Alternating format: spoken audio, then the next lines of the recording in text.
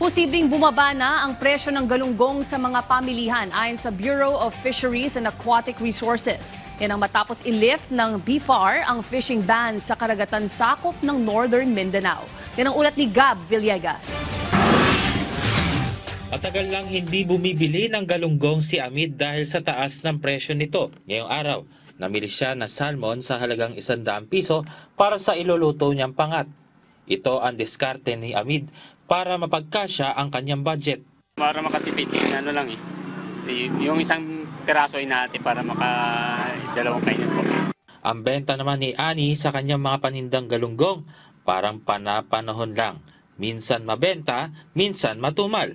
Kaya para makaubos, binibenta niya ang galunggong na kanyang nahangho sa halagang 100 piso kada tumpok. Aminadong nahihirapan rin siyang mapaubos ang mga galunggong na binibenta niya. Mahal din po sir kasi pakyawan din. May minsan prosen, sariwa, 10,000 isang banyera, gano'n.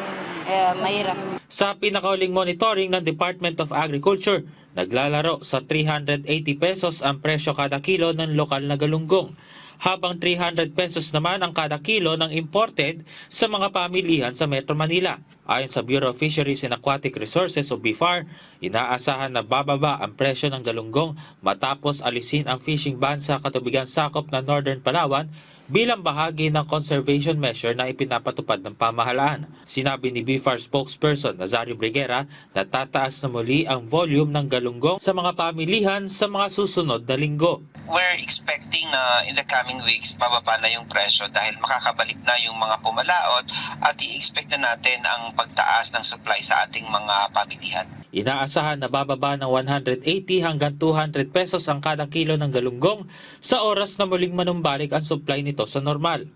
Sinisiguro rin ng BFAR na mararamdaman ng mga consumer ang pagbaba ng presyo ng galunggong sa mga pamilihan. Tuloy-tuloy naman ang pagsasagawa ng pamahalaan ng mga pamamaraan para masiguro natin na nararamdaman ng publiko yung pagbaba ng presyo dahil sa sa pagdami ng supply, no? At yun ang patuloy na isinusulong natin na mabawasan yung layers kumbaga doon sa market para mas maramdaman ng mga mamimili yung pagbaba ng presyo. Habang hindi pa bumababa ang presyo ng galunggong, hinikayat naman ng BFAR ang publiko na bumili ng mas murang isda.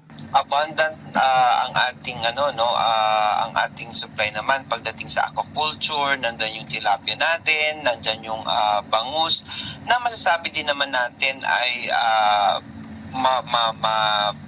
sapat na source ng protina, yung dietary protein na kinukuha natin sa isda. So meron naman tayong aquaculture production. Gab Villegas para sa Pambansang TV sa Bagong Pilipinas.